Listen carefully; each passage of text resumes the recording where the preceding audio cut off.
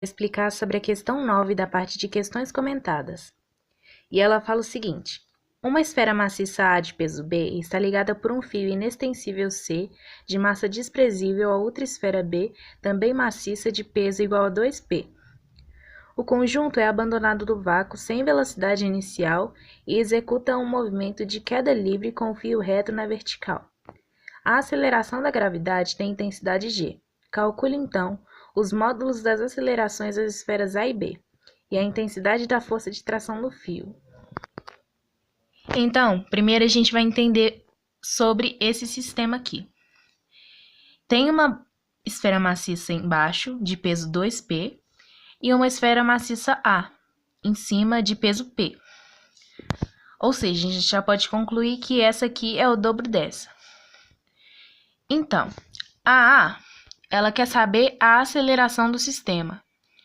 Quando a gente tem queda livre, a força resultante é igual a peso de cada esfera. Então, tá aqui, ó. Força resultante é igual a peso. Então, gente, o que é a força resultante? Força resultante é a mesma coisa de massa vezes aceleração. Então, a gente já pode substituir na fórmula. Massa vezes aceleração é igual a peso, que é a mesma coisa de massa vezes a gravidade. Então, se a gente cortar esse com esse, que são as mesmas coisas, vai sobrar só o quê? Aceleração igual a gravidade. Então, podemos concluir que, na queda livre, a aceleração desse sistema é igual à gravidade dele. Então, a resposta lá vai ser G, porque ele fala que a gravidade, a intensidade da aceleração da gravidade é igual a G. E se a aceleração é igual à gravidade, então a aceleração do sistema vai ser igual a G. Já a B, ela está pedindo a tração do fio. Então, gente, quando a gente tem um sistema assim, eu quis representar meio igual, mas tá bom, vocês entenderam. Quando a gente tem um sistema assim e fala que ele tá em queda livre, ele tá assim, ó, exatamente assim. Como vocês puderam ver, o fio, ele fica frouxo. Então, a gente pode concluir que quando tem atração e ela tá em queda livre, a tração fica nula. Por quê? Porque o fio fica frouxo, como vocês puderam ver. É isso, gente. Então, a resposta da A é igual a igual a G, que é a aceleração igual à gravidade. E a resposta da B é tração nula, porque vocês já entenderam, por causa que quando está em queda livre, nem a esfera B nem a esfera A interagem com o fio, sendo assim a tração nula, porque o fio fica frouxo. É isso, gente. Obrigada. Temos aqui um problema em que um garoto está parado sobre um trampolim de uma piscina e o problema, ele nos pede para caracterizar todas as forças que agem nesse garoto e dizer quais delas formam um par de ação e reação. Apenas duas forças verticais e de sentidos opostos agem no corpo do garoto. Uma delas é o peso, que é a ação gravitacional exercida pela Terra para baixo, e a normal, que é a ação de apoio exercida pelo trampolim. Então, aqui, olha, o trampolim ele vai agir com uma força sobre o garoto, que é a força exercida pela superfície. Como o garoto está parado, a gente pode falar que a força peso e a força normal, elas irão se anular. Então, elas terão valores iguais. Temos aqui, então, que o peso, ele é igual a normal, e o peso, ele é dado pela massa vezes a gravidade. O problema falou que a massa do garoto é de 60 kg, então, e a gravidade é de 10. Então, nós teremos que o peso, ele é igual a 60, que é a massa, vezes a gravidade, que é 10. Então, o peso vale 600 newtons. Como o peso é igual a normal, então a normal, ela vale também 600 newtons. Voltando para o problema, nós falamos que a força normal é a força exercida do trampolim exercendo sobre o garoto. Vocês conseguem ver, para o garoto ficar parado, nós teremos que, quando o trampolim exerce uma força sobre o garoto, se só existisse essa força, vocês consideram que o trampolim estaria empurrando o garoto para cima? Por isso que nós teremos aqui também a força contrária. Quer dizer que, quando o trampolim exerce uma força sobre o garoto também exerce uma força sobre o trampolim. Então, essas forças, elas serão iguais, fazendo com que o garoto fique parado. Chamando aqui de N a normal e de N2 a força que o garoto exerce sobre o trampolim, nós teremos que a normal já havíamos descoberto, que é igual a 600 newtons. Então, teremos que a normal é 600, ela vai ser igual à força que o garoto exerce sobre o trampolim. Então, a força que o garoto exerce pelo trampolim é 600 e a normal também é 600. Como reação correspondente à ação da força P, que é a força gravitacional exercida pela Terra, nós teremos a força que o garoto exerce no centro de massa da Terra. Ou seja, a Terra ela exerce uma força para baixo, puxando o garoto. Só que o garoto vai reagir agindo com uma força para cima. Porque como já havíamos dito, se só existisse essa força peso para baixo, o garoto estaria... Mas não. Então, o garoto ele exerce com a mesma intensidade uma força para cima, fazendo assim com que ele fique parado. Chamando aqui de P, a força exercida pela Terra sobre o garoto, e P2, a força que o garoto exerce sobre a Terra, nós temos que o peso nós já sabemos, que é o peso do garoto, que é de 600 newtons, ela vai ser igual também ao peso, à força que o garoto exerce sobre a Terra. Então, aqui nós temos também 600 newtons. Então, nós temos uma força de 600 newtons que o garoto exerce sobre a Terra. E nós temos outra força de 600 newtons que a Terra exerce sobre o garoto. Então, como par de ação e reação, nós teremos aqui a normal, que é a ação do trampolim sobre o garoto, e a N2, que falamos que é a ação do garoto sobre o trampolim. Temos também o peso, que é a força, que é a ação gravitacional exercida pela Terra. E temos também a ação que o garoto exerce pela Terra. E você deve estar se perguntando por que o peso e a normal não formam um par de ação e reação, sendo que o peso é para baixo e a normal é para cima. Por quê? As forças de ação e reação, elas vão atuar sempre em objetos diferentes, ou melhor, em corpos diferentes. E o peso e a normal, eles estão agindo sobre o mesmo corpo, que é o garoto. Nós temos a normal, que é a ação do trampolim sobre o garoto, e nós temos a Terra, que é a ação puxando o garoto para baixo. Então, essas duas forças, elas estão sobre o garoto. Então, por isso, elas não são consideradas ação e reação. Oi, gente, meu nome é Elisa e eu tô aqui para explicar a questão 29 do livro. E ela fala o seguinte: um astronauta do qual desprezamos as dimensões encontra-se em repouso no ponto A da figura 1, em uma região do espaço livre de ações gravitacionais significativas. 0xy é um referencial inercial. Por meio de uma mochila espacial dotada dos jatos 1, 2 e 3 de mesma potência e que expelem combustível queimado nos sentidos indicados na figura 2, o astronauta consegue mover-se em relação a 0xy. Para percorrer a trajetória ABC, o astronauta deverá acionar durante os intervalos de tempo iguais os jatos na seguinte sequência. Então, aqui está falando que o astronauta está lá parado no ponto A e que ele tem uma mochila espacial dotada dos jatos 1, 2 e 3. Nessa sequência, o jato 1 está embaixo, o 2 na lateral e o 3 aqui na parte de cima da mochila. E eles se encontram nesse ponto, que é chegar no ponto B e seguir sua trajetória a partir do ponto C. Então, o que ele tem que fazer? De cara que a gente já pode perceber três pares de ação e reação. O primeiro par que ele vai ter que assumir, vocês têm que concordar comigo, que é o 1. Por quê? Porque o 1 vai acionar um ar para baixo e esse ar vai sofrer uma reação de outra força aqui que vai impulsioná-lo para cima, formando um par de ação e reação. Quando ele sai daqui e chega no ponto B, ele não quer continuar subindo. O que ele quer fazer? Ele quer parar nesse ponto. Então, vocês concordam comigo que ele vai ter que acionar esse daqui? Por causa que quando ele soltar o combustível daqui, ele vai sofrer uma reação daqui de cima, fazendo ele frear, né, entre aspas. Frear para não continuar subindo. Que aí vai fazer uma força igual e também não vai deixar ele descer. E quando ele chegar a esse ponto aqui, estiver parado, porque ele não quer continuar parado, porque quando ele acionar isso aqui, ele vai ficar parado. Ele não quer continuar parado, ele quer seguir essa trajetória aqui. Ele vai ter que acionar o jato 2, formando assim outro par de ação e reação, que quando acionar esse combustível queimado que vai sair daqui, vai sofrer uma outra reação que vai impulsioná-lo para frente. E aí, assim, seguindo sua trajetória do partir do ponto C.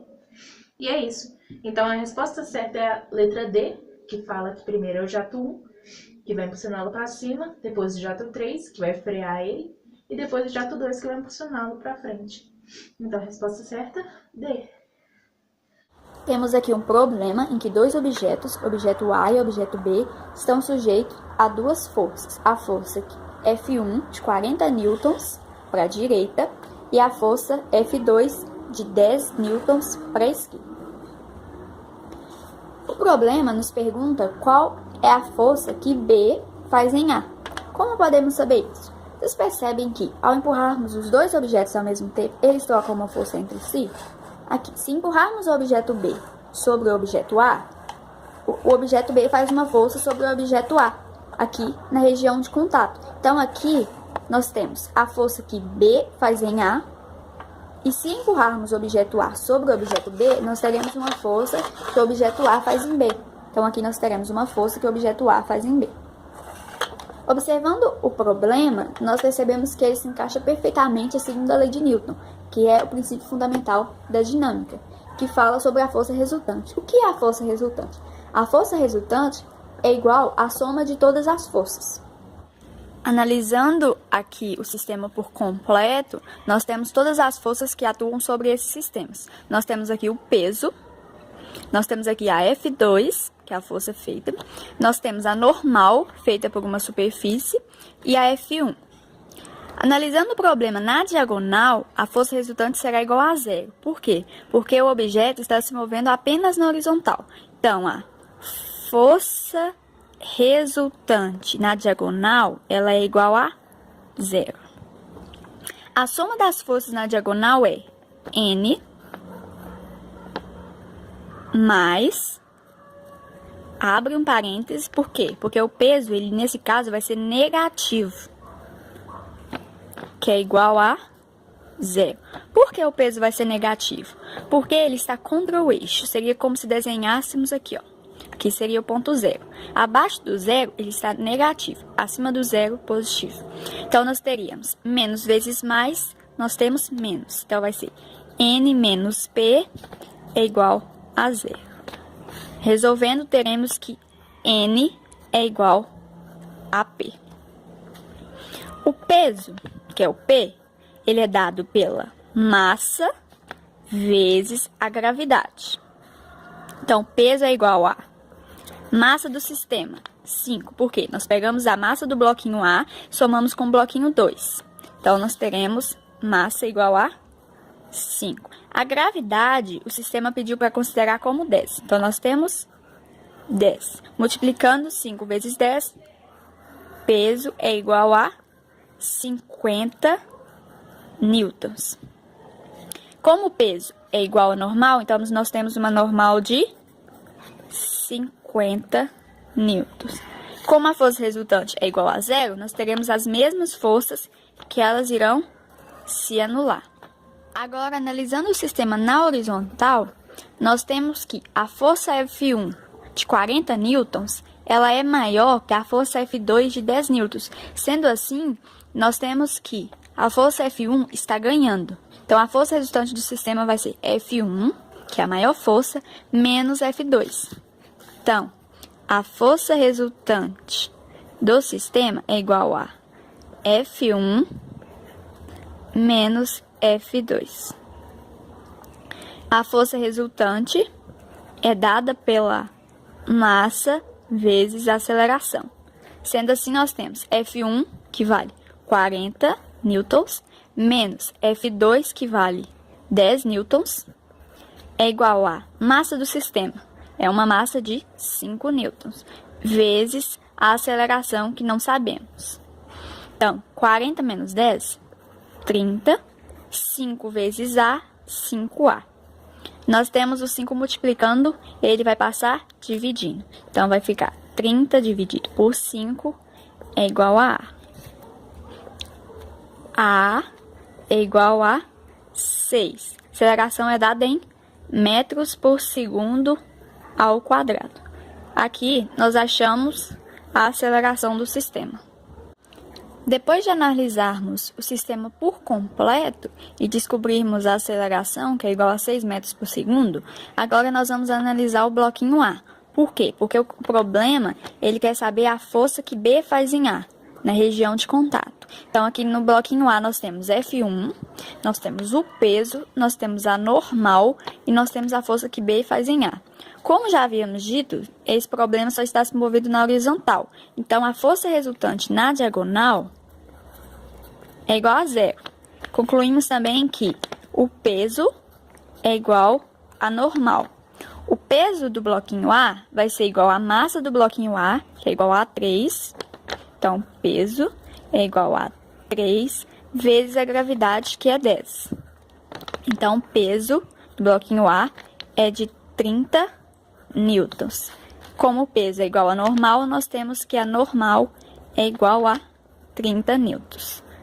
Como também já havíamos concluído, eles vão ter o mesmo valor, então aqui irão se anular. Sendo assim, temos uma força resultante na horizontal. A força resultante na horizontal é dada por F1, que está ganhando, nesse caso também, menos a força que B faz em A, na região de contato. Por quê? Porque eles estão se movendo para a direita, então F1 está ganhando. Então, a força resultante em A é igual a força F1 menos a força que B faz em A. F1 já havíamos dito que vale 40 menos FBA, que é a força que B faz em A, é igual a massa do bloquinho A, que é igual a 3, vezes a aceleração que já havíamos achado, que é 6. Então, nós temos que 40 menos FBA é igual a 18. Nós temos o 40 somando, ele vai passar para lá, diminuindo. Então, nós temos que menos FBA é igual a 40 menos 40 mais 18.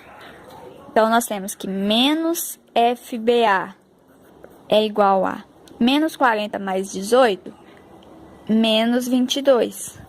Os dois estão negativos, nós podemos multiplicar por menos 1.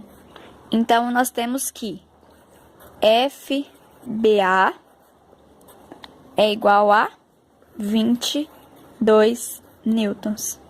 Encontramos a força que o bloquinho B faz no A na sua região de contato. Meu nome é Ana e eu vou explicar a questão 35 do livro de Física. No arranjo experimental esquematizado a seguir, os blocos A e B têm massa respectivamente iguais a 4 kg e 1 kg. Desprezam-se os atritos e a influência do ar e a inércia da polia. Considerando o fio que interliga os blocos leve e inextensível e adotando nos cálculos gravidade igual a 10 metros por segundo ao quadrado, determine o módulo da aceleração dos blocos e a intensidade da força de tração estabelecida no fio. Agora vamos falar sobre as forças indicadas em cada um dos blocos. No bloco A, a gente tem a normal, que é a força que a mesa faz sobre o bloco, empurrando ele para fora da mesa e não deixando com que ele entre para dentro da mesa. E temos o peso, que é indicado para baixo, que é a força que o bloco exerce sobre a mesa, tentando entrar para dentro do seu corpo. Temos também a tração, que é indicada pela corda, que é a força que o bloco faz sobre a corda, que puxa o bloco aqui embaixo. Agora, nesse bloco, temos a tração indicada para cima. Nesse caso, a gente não tem normal, pois não existe nenhuma superfície que esse bloco está apoiado. Mas temos o peso, que é indicado para baixo, que é a força que esse bloco faz junto com a gravidade. Aqui está um desenho que eu fiz para representar melhor o que a gente quer mostrar ali com a nossa representação através do esquema. Aqui a gente tem a normal, indicada para cima, o peso indicado para baixo, a tração na corda. Aqui a gente tem a outra tração e o peso do bloco B. Para achar o peso, a gente vai usar a massa de A. Para achar o peso de A, a gente vai usar a massa de A e multiplicar pela gravidade. Que no problema indicado no livro diz que a gravidade é igual a 10 metros por segundo ao quadrado. Quando a gente multiplica pela gravidade, a gente acha o peso. Peso de A é igual a massa de A vezes 10. Peso de A é igual a 10 newtons. Nesse caso, como o esquema está parado, ele não está subindo e nem descendo, a normal vai ser igual ao peso. Agora vamos achar o peso no bloco B. O peso no bloco B é a massa de B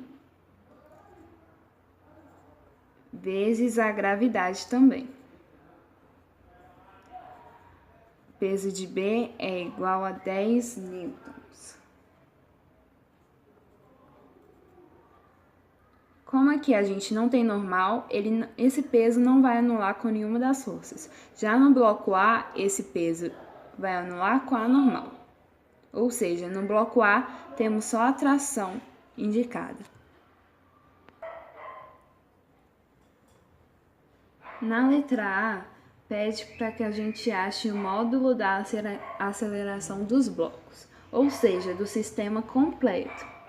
Para achar a aceleração, a gente vai usar essa regrinha aqui, que é a força resultante do sistema é igual à massa do sistema, ou seja, a massa dos dois blocos juntos, vezes a aceleração do sistema.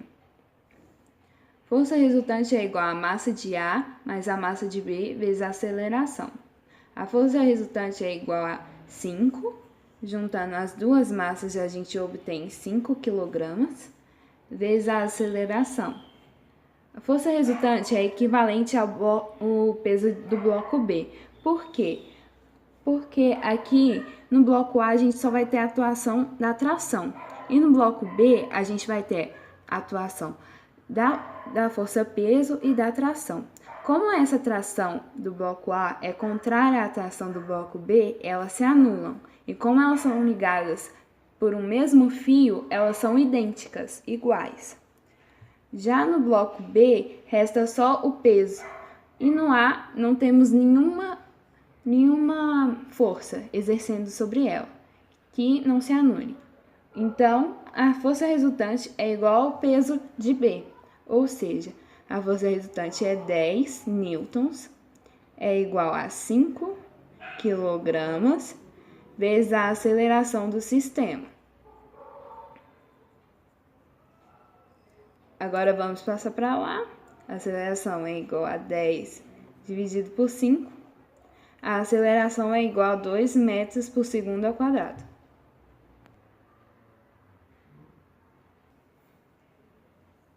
Agora aqui na B, pede a intensidade da força da tração estabelecida no fio. Ou seja, ele quer a tração exatamente. Como a tração é a mesma e eles estão ligados por apenas um fio, na hora que a gente for achar a tração, a gente pode olhar apenas para um bloco desses. A gente pode escolher qualquer um dos dois. Eu escolhi o bloco A. No bloco A, a gente vai achar a força resultante, igual a gente fez na letra A, é igual a massa de A vezes a aceleração. A tração vai ser a nossa força resultante. E a massa, a gente vai usar a massa de A E vamos usar a aceleração do sistema que a gente achou na letra A, desculpa. A tração vai ser igual a massa de ar, que é 4 kg, vezes a aceleração, que é 2 metros por segundo ao quadrado. Então, a tração é igual a 8 newtons. A resposta para a letra A do módulo da aceleração dos blocos, temos que a aceleração é 2 metros por segundo ao quadrado. E na letra B, a intensidade da força da tração, temos que a tração é igual a 8 newtons.